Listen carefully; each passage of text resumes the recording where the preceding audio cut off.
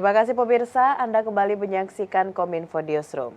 Pemirsa, saat ini wadah untuk belajar bukan hanya buku, tapi ada berbagai hal lainnya yang dapat menunjang proses belajar mengajar. Salah satu yang dilakukan oleh Dinas Komunikasi dan Informatika Kabupaten Banjar melalui Radio Suara Banjar bersinergi dengan Dinas Pendidikan Kabupaten Banjar saat ini membuat terobosan yang tentunya dapat meningkatkan metode pembelajaran yang ada di Kabupaten Banjar, yakni walaupun pembelajaran jarak jauh bagi anak didik sekolah dasar yang disebut dengan wajar atau wadah belajar. Dan pemirsa, untuk mengetahui seperti apa program wajar yang dilakukan di Kabupaten Banjar ini, saat ini kita sudah bersama dengan Bapak Ahmad Effendi, selaku Stasiun Manajer Suara Banjar. Assalamualaikum, selamat malam Pak Pepen. Waalaikumsalam, selamat malam Mbak Mona. Baik, salam sehat ya Pak. Iya, salam sehat juga Mbak. Baik, Pak Pepen, ini kita membicarakan mengenai berbagai program inovasi belajar, dan saat ini di Kabupaten Banjar sudah ada program yang dinamakan dengan wajar atau wadah belajar. Nah, Bapak di awal ini mungkin bisa diceritakan nih seperti apa program yang kita lakukan antara Radio Suara Banjar yang bersinergi dengan Dinas Pendidikan Kabupaten Banjar. Seperti apa ini Pak pelaksanaannya di Kabupaten Banjar? Baik, terima kasih Mbak Mona.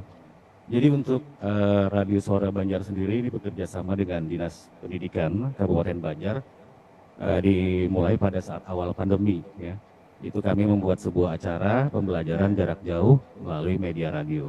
Nah, program ini disiarkan setiap hari Senin, Selasa, Rabu, dan Kamis pada pukul 11 waktu Indonesia Tengah.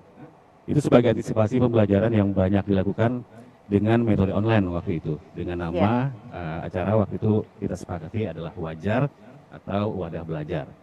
Nah, pembelajaran di radio ini untuk pelajar untuk kalangan SD dan SMP itu dikoordinir oleh guru mata pelajaran secara bergantian dengan jadwal yang dibuat oleh Dinas Pendidikan. Kemudian di sini dari pihak kami Radio Suara Banjar itu menyediakan media radionya serta petugas operator saat berlangsung acara selama 60 menit secara live. Nah, sistem pembelajaran ini dirasa sangat efektif karena salah satunya kita juga dengan metode bercerita agar proses pembelajaran itu tidak membosankan, juga diselingi kuis ya, ada kuis kadang-kadang seperti itu yang ditebak oleh siswa yang mendengarkan. Seperti itu Mbak Mona. Baik, berarti ini adalah salah satu bentuk atau metode pembelajaran yang dibuat agar siswa yang mendengarkan ini tidak merasa bosan begitu Pak ya. Lalu Pak Pepen, untuk gurunya sendiri itu kita pemilihannya bagaimana Pak caranya? Baik, kalau untuk guru pengajar sendiri untuk program acara wajar ini itu diambil dari para guru pendidik yang tergabung dalam GMP atau guru mata pelajaran yang ada di Kabupaten Banjar. Khususnya untuk pengajar SD dan SMP. Nah, kemudian itu melalui koordinasi langsung dari Kepala Dinas Pendidikan, mereka secara bergantian mengisi jam siaran yang sebelumnya mengonfirmasikan dulu ke kami gitu terkait tema, kemudian mata pelajaran, kemudian teknikal lainnya misalnya yang akan disampaikan pada saat penyiaran itu minimal H-1 kita terima sebelum pelaksanaan acara live itu berlangsung, Mbak Mona. Baik. Nah, sekarang karena ini merupakan inovasi, tentunya kita sudah mengatur berbagai hal untuk menyukseskan program tersebut. Lalu Pak Pepen, untuk anggarannya sendiri, ini bagaimana Pak untuk program wajar yang kita lakukan melalui audio ini? Baik, kalau kita berbicara tentang anggaran mungkin di sini perlu kita garis bawahi bahwa kerjasama antara pihak kami Radio Suara Banjar dengan Dinas Pendidikan ini itu murni Mbak, melakukannya dengan misi sosial. Oke. Jadi artinya bukan pada sisi mencari keuntungan atau profit oriented, di mana pihak radio itu tidak mengenakan biaya pemakaian jam siaran atau slot siaran yang biasa kita kenakan mungkin dengan pihak klien lain, tapi khusus untuk program ini itu kita gratiskan. Dan untuk Dinas Pendidikan sendiri itu tidak memberikan anggaran honor kepada pengisi siaran. Jadi intinya semuanya dilakukan demi kemajuan standar mutu pendidikan di Kabupaten Banjar. Seperti itu. Baik, berarti ini memang merupakan tujuannya memang sosial gitu Pak ya, tidak ada dana yang dikeluarkan, tidak ada memberatkan pihak manapun. Namun yang menjadi pertanyaan saya Pak Pepen, untuk Bagaimana kita mengatur ini misalnya untuk anak kelas berapa begitu Pak ya dengan sekolahnya sudah adakah itu jadwal pastinya setiap hari yang kita lakukan koordinasi dengan sekolah yang ada di Kabupaten Banjar Pak? Ya, untuk jadwalnya sendiri itu sudah terjadwal, kita koordinasikan. Misalnya hari Senin pagi di jam 11 itu dengan sekolah mana, kemudian mata pelajaran apa. Kemudian kita juga menyebarkan promosi sebelumnya, bisa bentuk flyer dan lain-lain. Dan itu juga dibantu oleh para guru yang akan mengajar itu kepada murid-muridnya, seperti itu Mbak. Baik, Pak Pepen kita dalam melakukan sebuah program tentu adanya evaluasi dan di Iya. sini hanya menggunakan audio begitu Pak. Apa kesulitan yang selama ini dirasakan dalam menjalankan program Wajar kolaborasi antara Dinas Pendidikan dan juga radio ini Pak? Apakah sudah ada evaluasi kesalahan-kesalahannya atau kelemahannya itu berada di mana Pak? Baik, kalau kita bicara tentang evaluasi termasuk kendala Mbak ya. Dan karena ini sifatnya audio, jadi ada beberapa metode pembelajaran yang diperlukan semacam apa ya keahlian khusus atau benar-benar sisi lebih dari sang pengajar. Misal kita ambil contoh pada pembelajaran matematika misalnya atau berkaitan dengan pembahasan rumus, maka si pengajar harus benar-benar bisa lebih detail menjelaskan karena komunikasi di sini hanya satu arah. Nah, di sini kita belum bisa meyakini gitu loh, 100% anak didik bisa memahami apa yang diajarkan. Karena juga keterbatasan waktu terkadang.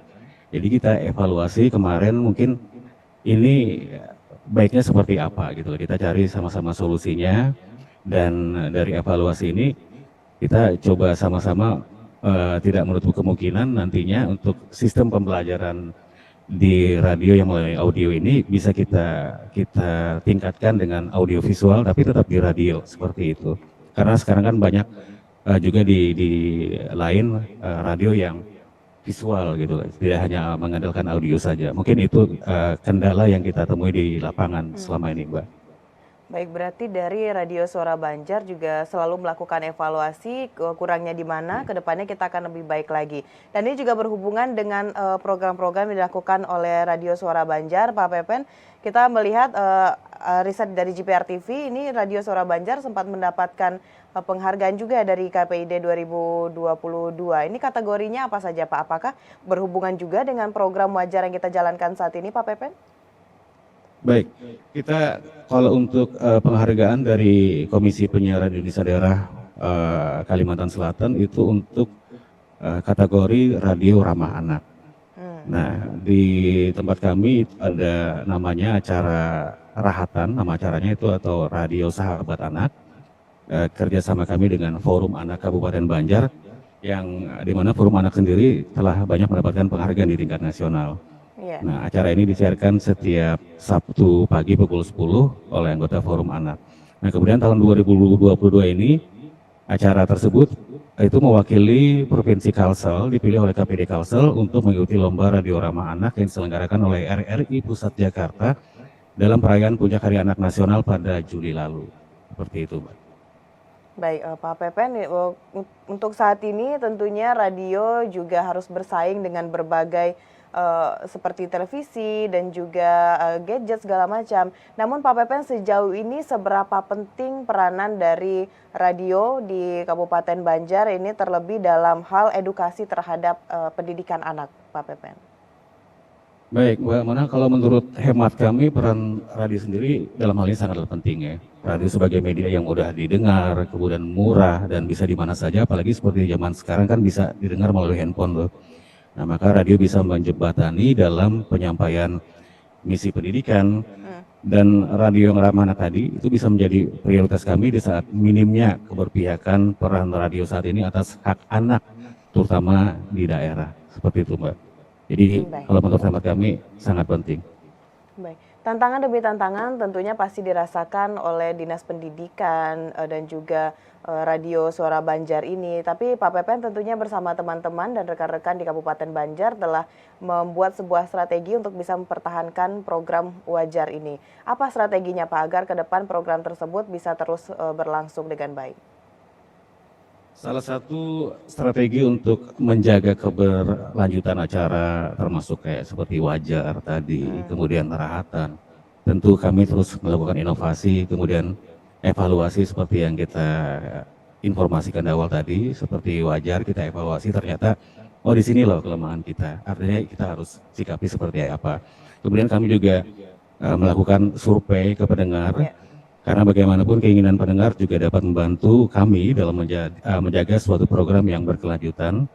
Kemudian yang terpenting tentu saja kami terus melakukan koordinasi baik kepada pihak yang bekerja sama dengan kami dalam hal ini yaitu Dinas Pendidikan dan Forum Anak Kabupaten Banjar.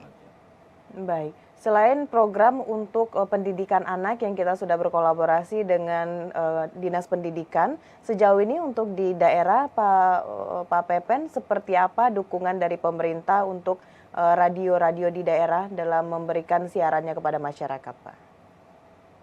Baik, untuk dukungan pemerintah daerah sendiri saat ini sudah cukup baik. Terutama untuk kepada pihak kami sebagai radio pemerintah daerah itu diberikan kepercayaan penuh, termasuk kepada siapa kami bekerja sama. Kemudian kami juga kebetulan media pemberitaan Pemkab Banjar itu diberikan akses penuh dalam menggali dan menyebarluaskan informasi terkait pembangunan di Kabupaten Banjar. Jadi selama ini kalau menurut saya secara pribadi dan hemat kami sudah cukup baik, Mbak. Sudah cukup baik, dukungan dari Iya. pemerintah terhadap keberlangsungan program-program yang ada di, radio di Kabupaten Banjar. Lalu menurut pengamatan, Pak Pepen, ke depannya 5 tahun ke depan itu akan seperti apa kira-kira kemajuan radio di daerah, Pak? Kalau kita bicara 5 tahun ke depan tentu tantangannya lebih ini ya, lebih Lebih banyak ya?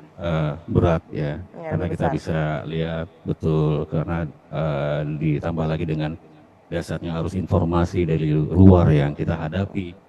Namun tentu saja dengan keyakinan dan kemauan dari para pengelola dalam hal ini, terutama di radio pemerintah seperti kami yakin ya dalam hal ini 5 tahun ke depan prospek radio khususnya untuk radio pemerintah itu masih cukup baik karena pendengar tentu masih ingin terus memantau apa saja kemajuan, kemudian permasalahan yang ada di daerah dan di sini peran radio menjadi sangat penting. Seperti itu mungkin Mbak Mona. Baik, terakhir mungkin bisa disampaikan juga Pak, himbauannya kepada orang tua atau bahkan, guru-guru, murid-murid yang ada di Kabupaten Banjar ini khususnya Pak dalam mengikuti program Wajar ini untuk menunjang, prestasi yang lebih baik lagi. Boleh silakan Pak Pepen? Baik, khusus mungkin untuk imbauan untuk orang tua dalam program Wajar ini kami juga mungkin meminta dukungan dari orang tua bisa ya semacam mendampingi anak mereka ketika mendengarkan acara ini atau kemudian kemungkinan lain itu adalah bisa saja acara ini diselenggarakan ketika mereka berada di sekolah, mungkin peran guru yang ada waktu itu di sekolah juga mendampingi, memberikan pengertian, kemudian arahan tambahan seperti itu. Jadi tidak hanya mereka mendengarkan langsung seperti itu saja tanpa ada semacam panduan tambahan dari orang tua. Dan tentu saja kami harapkan program Wajar Belajar ini bisa memberikan sisi manfaat yang baik bagi kemudian kemajuan mutu pendidikan di Kabupaten Banjar. Seperti itu. Baik. Baik, menarik sekali Pak Pepen program Wajar yang diadakan di Kabupaten Banjar, kolaborasi dari Dinas Pendidikan dan juga Radio Suara Banjar ini kita harapkan benar-benar bisa sesuai target dan mencapai prestasi yang lebih baik lagi untuk putra-putri yang ada di Kabupaten Banjar. Terima kasih Pak Pepen, Bapak Ahmad Effendi selaku Stasiun Manajer Suara Banjar telah hadir dan berdiskusi pada Dialog Kominfo Newsroom malam hari ini. Semoga programnya semakin sukses ke depannya dan bisa menginspirasi Amin. daerah-daerah lain untuk membuat program yang serupa dengan Kabupaten Banjar. Terima kasih Pak Pepen, selamat malam, selamat melanjutkan aktivitas. Baik pemirsa, itulah dialog kita mengenai program Wajar Wadah Belajar yang dilaksanakan di Kabupaten Banjar. Setelah jeda pariwara, kami akan kembali dengan berbagai informasi lainnya. Tetaplah bersama Kominfo Newsroom.